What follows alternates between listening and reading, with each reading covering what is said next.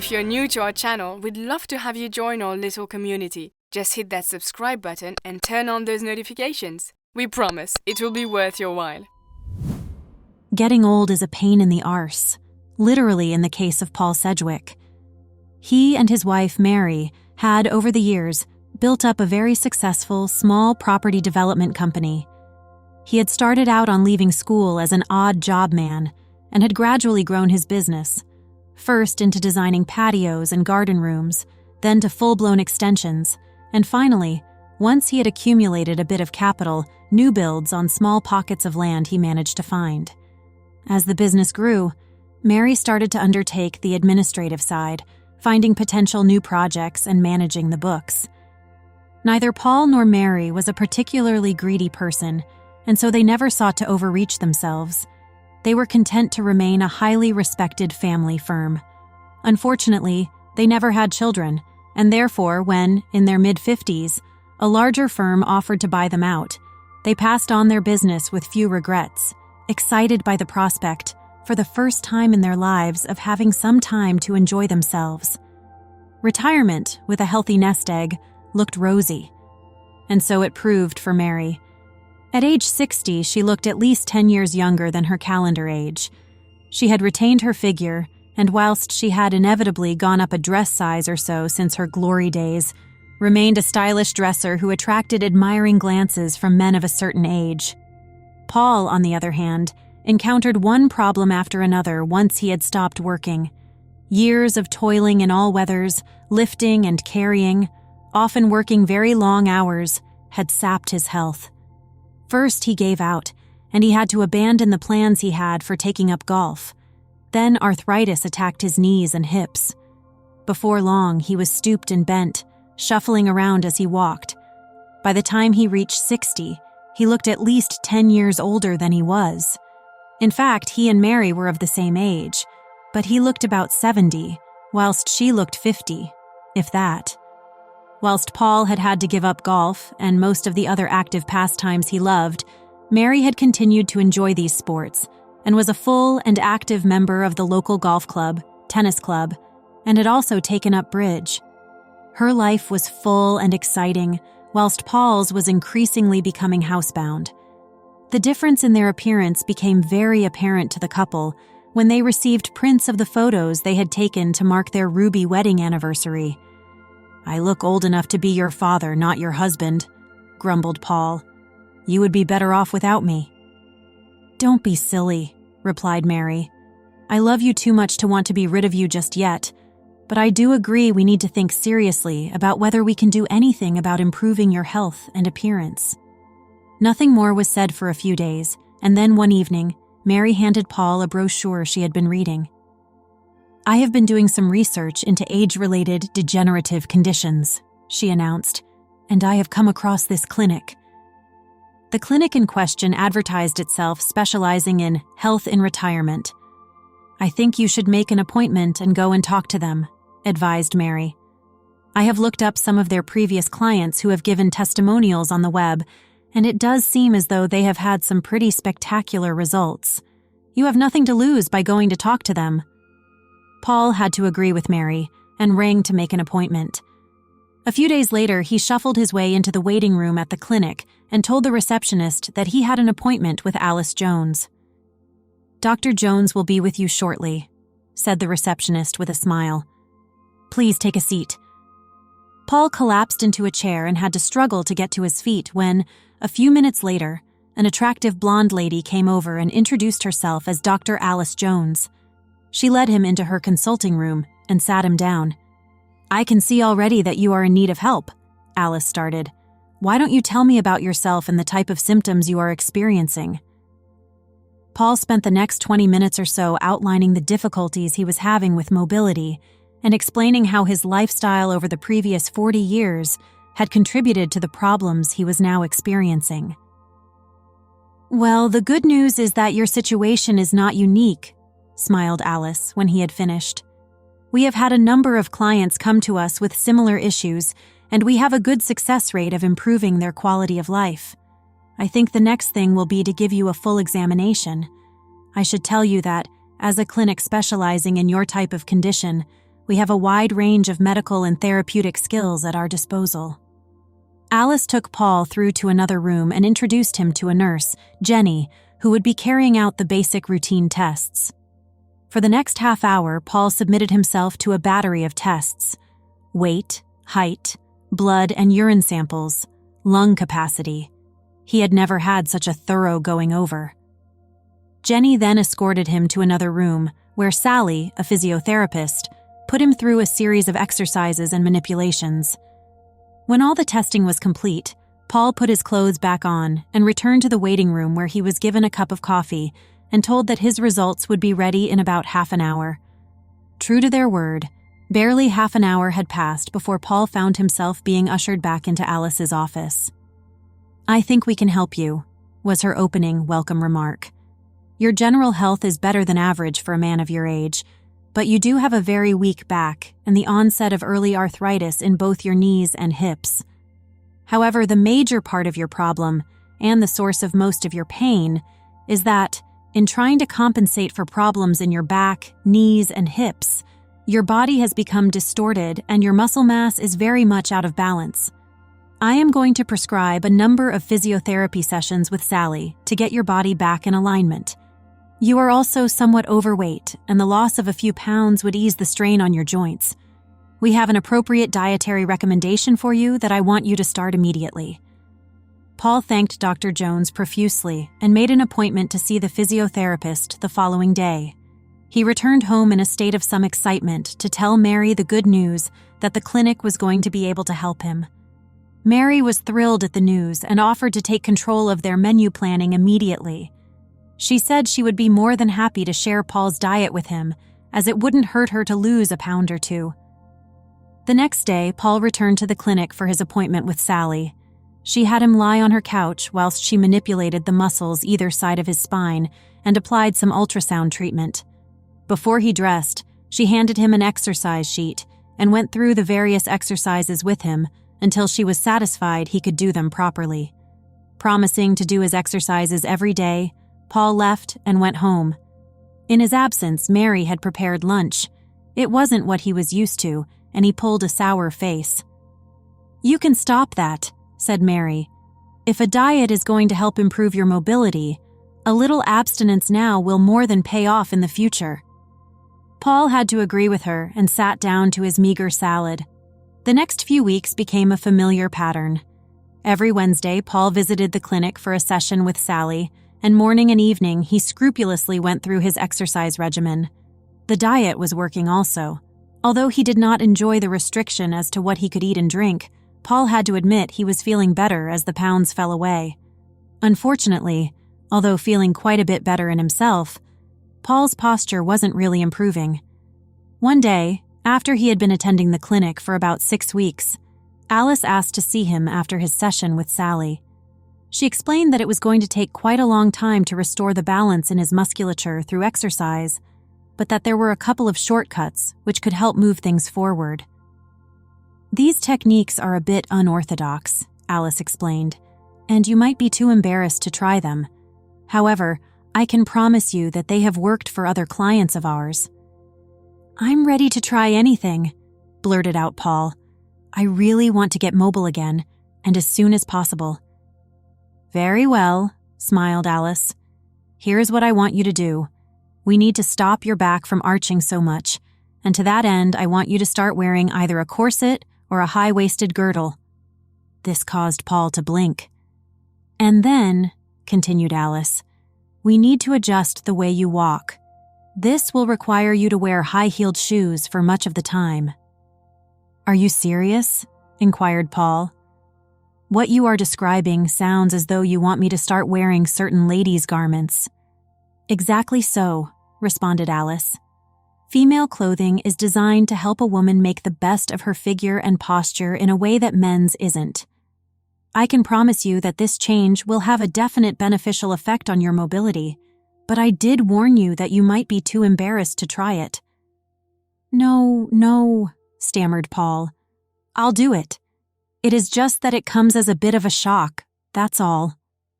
"Good for you," said Alice with a smile. "I suggest your wife comes with you for your next appointment, and we can explain to her exactly what you are going to need. It would be too much to expect you to walk into a ladies' lingerie shop on your own and buy these garments for yourself." Paul went home in a daze. Somehow or other, he managed to explain to Mary what Alice had recommended. Mary burst out laughing. "I'm proud of you for having had the courage to go along with her proposal. A lot of men would have bottled out. And Dr. Jones is right. You know, properly fitted foundation garments do help a woman hold herself straight, and heels ensure you are never sloppy about the way you walk." For the next week, Paul was even more meticulous than usual in his exercise routine, in the hope that by the following Wednesday he would have improved sufficiently that the wearing of foundation garments and heels would no longer be necessary. But it was not to be. Mary accompanied him to his weekly appointment, and the two of them were shown into Alice's office. "Paul is really doing very well," she told Mary, "and with this additional discipline, I am confident we will see improvement in his mobility within the next couple of months." She then went on to explain to Mary exactly the type of garments she was recommending. Paul tried to follow their conversation, but soon became lost in the welter of strange words such as stays, crisscross panels, kitten heels, and so forth. Eventually, the two ladies came to the end of their discussion. "I suggest we pass on any manipulation for today," said Alice. "Why don't the two of you get off into town and sort out Paul's new clothes?" As they got into their car, Mary said she knew exactly where to go to buy the things they needed and directed Paul to a small shopping precinct on the other side of town. When they had parked and Paul had, reluctantly, dragged himself out of the car, Mary led him towards a small, discreet shop displaying elegant underwear in the window. "The things here are more expensive than in the chain stores," she explained, "but they will measure you properly to ensure the correct fit, and that is vitally important if you are to get the benefit from wearing them." They entered the shop and a middle-aged woman approached them with a friendly smile. "Can I help you?" she inquired. To spare Paul's blushes, Mary explained why they had come and what they needed. "Oh, that's not a problem," the sales assistant replied. "We get quite a number of referrals from the clinic, and a number of them are men, like your husband, with severe posture problems. Now let's get him measured and sized. Then we can find some garments for him to try on." Paul and Mary were shown into a changing room where, to his embarrassment, he was required to strip to his underpants and socks. The assistant, however, was totally professional, taking a whole range of measurements: waist, chest, height, torso to leg ratio, breadth of shoulder. For the life of him, Paul couldn't understand why so many measurements were necessary, but he went along with the process in as good a humor as he could muster. Eventually, the assistant seemed to have all the information she needed. "I think we will start with a boned corset," she announced, and went off to the stockroom to find a few options. When she returned, Paul blanched at the sight of the satin and lace garments in her arms. Surely he wasn't going to be expected to wear anything as feminine as that. But yes, he was, and in next to no time he found himself being encased in the heavily boned garment. The assistant fastened the busk at the front and carefully adjusted the position of the corset on his torso. She then vanished behind him and started to tighten the lacing. At first, the feeling of support for his tummy and back was very pleasant, and Paul started to think this might not be as bad as he had anticipated. Then the assistant asked him to breath out and, as he did so, pulled the lace in tightly. Paul gasped. "That is much too tight," he exclaimed. "Nonsense," was the reply. "We have hardly started yet." She continued to tighten the corset until he could only breathe from the upper part of his diaphragm. He had to admit, however, that he was standing more erect and his nagging back pain was much reduced. "I think that will do for the present," said the assistant. "Later, when he becomes more used to wearing it, the corset can be tightened quite a bit further." Mary acknowledged she could see what she would have to do to help Paul into the garment. To his great relief, the assistant then proceeded to loosen the laces and remove the corset. "This is the correct fitting," she said. "I suggest you buy 3 of them, one in white, one black, and one in beige. That way you can coordinate them with your outer garments and lessen the chance of them being visible." Mary said she could see the sense in that, and, accordingly, 3 corsets were set aside on the counter. "Now I think we should look at some girdles and corselets," announced the assistant. Matching her actions to her words, she sped off to the stockroom and returned with another armful of underwear. Paul was soon learning the difference between body shapers, open-bottom girdles, all-in-ones, and other designs that totally confused him. He found himself climbing into and out of one garment after another until, at last, the 2 women seemed to have settled on an appropriate selection. "There is just one problem," announced the assistant. "He can't really wear his regular underpants under these garments. They bunch up too much." "I totally agree," echoed Mary. "Do you have any plain panties that would do the trick?" "Of course we do," was the inevitable reply, and all too soon Paul was the proud possessor of a pile of nylon and lycra knickers in a variety of tones from black to nude. The assistant even slipped in a couple of pairs of lacy, brightly colored panties. "Just in case the 2 of you feel a bit frisky," she announced with a grin to the blushing Mary. Paul did not know where to put his face. Eventually, the 2 women agreed that Paul had sufficient undergarments to be getting on with, and the assistant rang them through the till. There was quite a large pile, and Paul was appalled at the price. He paid, however, without demur. All he wanted to do now was get out of the shop. As they exited the shop, he breathed a deep sigh of relief and set off for the exit. "Where do you think you are going?" demanded Mary. "We still have to buy you some heeled shoes." Paul groaned inwardly, but allowed himself to be led further into the mall until Mary spotted the shoe shop she was looking for. Once again, Paul had to stand in embarrassed silence while Mary explained what they were looking for. "I think a pair of black court shoes with 3-inch heels to start with," mussed Mary. "Something quite plain with a chunky heel, as he isn't used to wearing heels yet." Paul did not like the yet. "And maybe a pair of boots with a similar heel. They will provide a bit more support to his calves as he is relearning how to walk."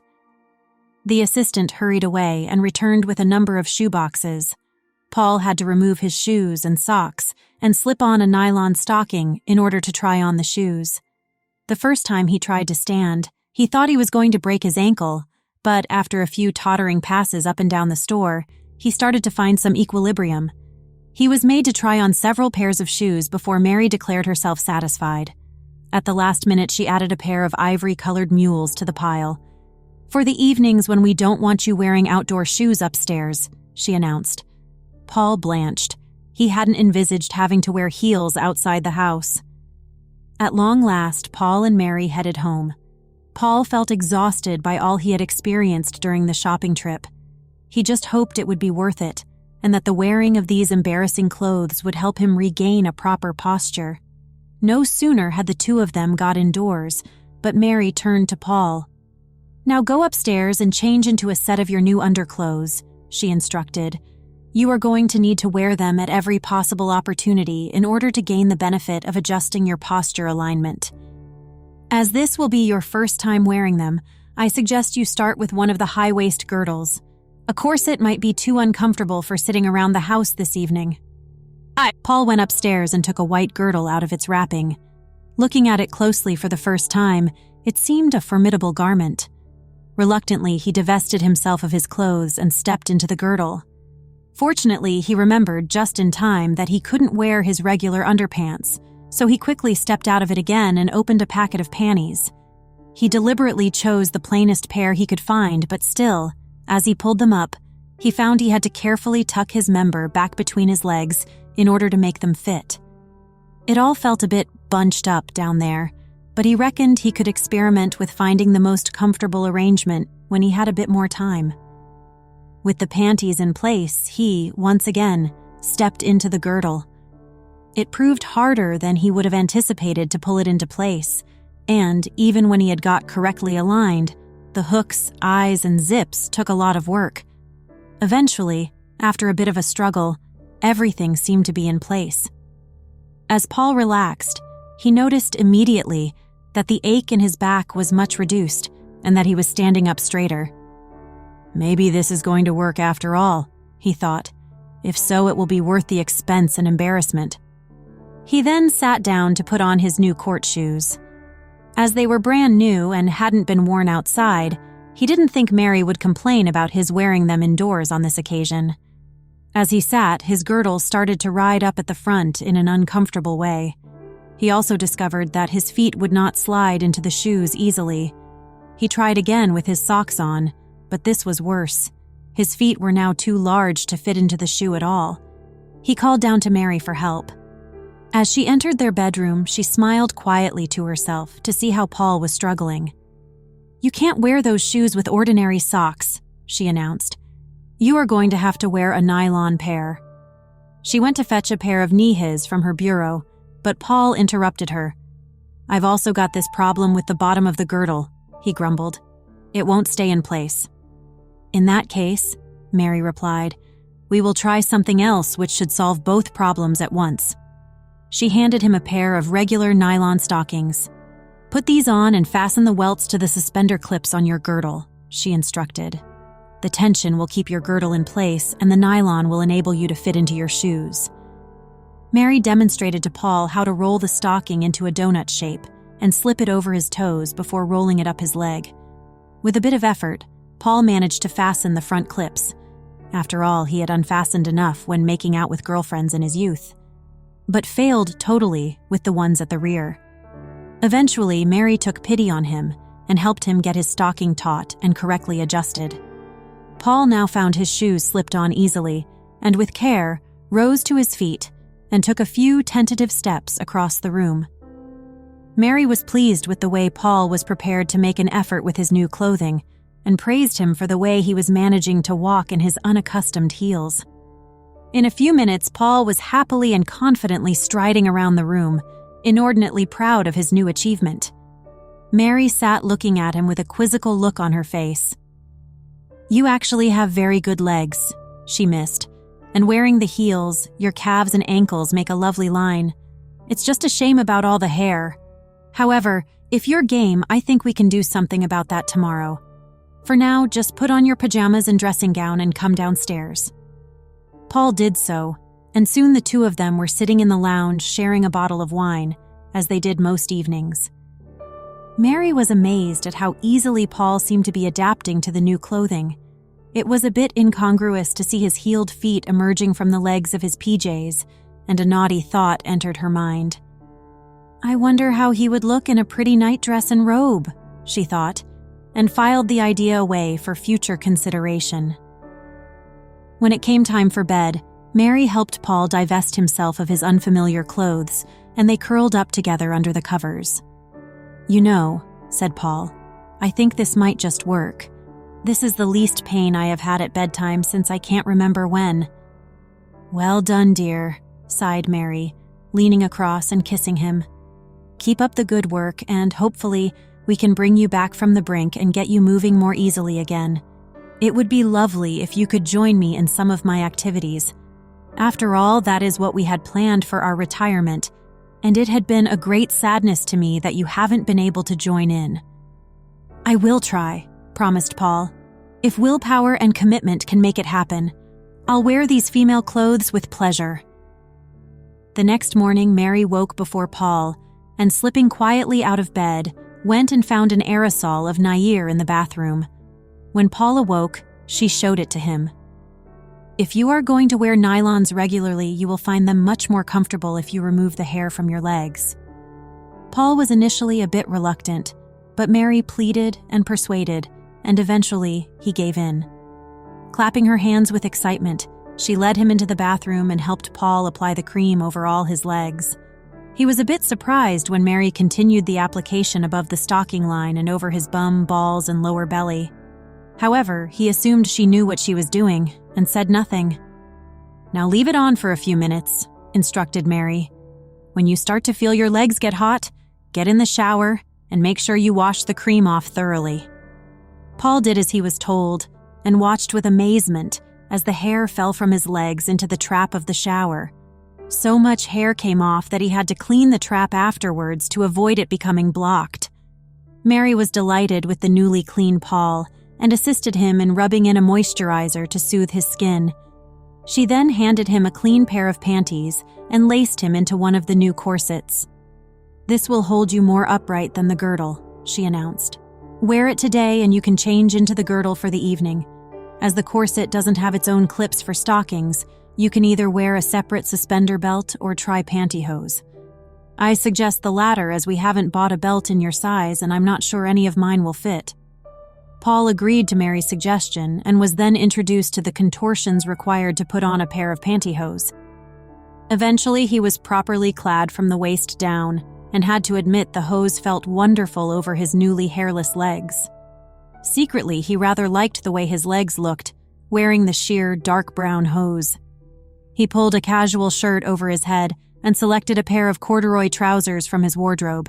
It was only when he put his feet into his black heels that it became apparent that he was dressed somewhat differently to most men. Mary had a round of golf scheduled, so went off to meet her friends. Paul pottered around the house. He was amazed at how much easier and less painful it was to do odd jobs now that his back was properly supported and his legs forced into a less bent position. By the time Mary came home, Paul had prepared a light lunch, something he hadn't done for months.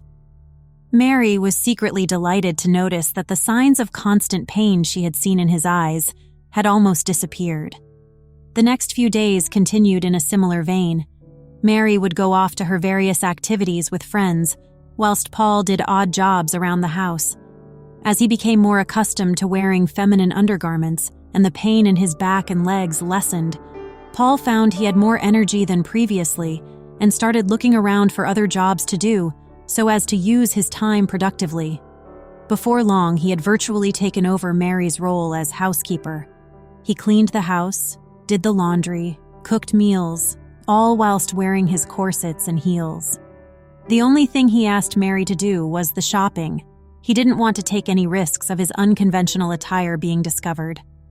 Paul continued his weekly physiotherapy sessions with Sally, and she was enthusiastic about the progress he was making. However, he noticed that whilst he was walking with a straighter back, he was still allowing his shoulders to slump, and she knew that until this habit was broken, his spinal alignment would remain out of kilter. Sally asked Alice's advice after one of her sessions with Paul, and the next time he was in the clinic, Alice asked to see him. She explained Sally's concern and said, "My advice is that you start wearing a back support to pull your shoulders into alignment. I would suggest a well-fitted bra should do the trick." As he was now accustomed to wearing girdles, nylons, and heels, Paul was less shocked by her suggestion than he might have been previously, and accordingly later that day, he and Mary made another trip to the lingerie shop in the mall. The same assistant attended them, and having expressed her understanding of Paul's problem, ushered the two of them into a dressing room and proceeded to take yet another set of Paul's body measurements. It took quite a long time to establish the precise size and style of bra that best addressed Paul's condition, but eventually they found a few garments that pulled his shoulders back in a very satisfactory manner. Unfortunately, in pulling his shoulders back, they also pushed his chest out. As a result of his diet, Paul had lost quite a bit of weight, and the effect of the bra was to force his sagging pectoral muscles into a semblance of breasts. "I would estimate that naturally you are something like a 38B, mussed the assistant. But with your build, a C-cup would be more appropriate. A padded bra and a couple of chicken fillets will give you a lovely profile." "But I don't want a feminine profile," screamed Paul in horror. "I was only joking," said the assistant in an attempt to calm him down. "It is just you have developed such a feminine way of moving and holding yourself since I saw you last, that I thought you might enjoy taking things a bit further. Many of my gentlemen customers do, you know." Mary, sensing Paul's increasing distress, hastened to complete the purchase of his new bras and hurried him out of the shop. She did not say much on the drive home, and studiously avoided any mention of breasts or bras. However, once they were safely indoors and she had poured them both a stiff drink, she did tentatively broach the subject. "You will be wearing your new bras around the house, dear," she started. "It is unavoidable that the constriction on your chest will force your spare flesh into a faux bosom, and you will be much more comfortable if the cups are properly filled and don't sag and crumple. I will be the only one to see you, and, as you know, I rather like your new upright posture. Do it for me, please." After a little more wheedling, Paul agreed to try on one of the new bras. Mary hastened to pass him one that was very plain, white with an underwired cup, but no lace or other overtly feminine decoration. She had to smile secretly to herself. Here she was trying to find an unfeminine bra for her husband to wear, when the very garment screamed womanliness. Eventually, she had Paul securely fitted into his new bra, and delicately, she slid the silicone enhancements that she had purchased at the last minute into the cups and adjusted Paul's chest flesh into the semblance of a very realistic pair of breasts. She looked on with pleasure as Paul, clad only in bra, girdle, panties, nylons, and heels, sashayed around the room. "You know, you do have a very good figure now that you have lost some weight," she mused aloud. "And I would kill to have legs as shapely as yours. Will you indulge me just for this evening?" "What are you proposing?" responded Paul cautiously. "Oh, nothing much," replied Sally. "It is just that I would love to see those gorgeous legs of yours descending from the hem of a pretty dress or skirt." "No way!" exploded Paul. "Come on," Mary wheedled. "It's only for me, and just this once." Grumbling, Paul finally acquiesced, and with a squeal of delight, Mary hurried to her wardrobe and pulled out a short-sleeve shirt dress in a pale yellow, adorned with a print of small flowers. It was an old dress that was now too big for her, since she had lost weight, and she reckoned it would be just about right for Paul. Without giving him too much time to examine the dress, she pulled it over his head, helped him locate the armholes, and settled the dress down into place. The hem fell just above Paul's knees, and with his tan nylons and black 3-inch heels, his legs did look fabulous.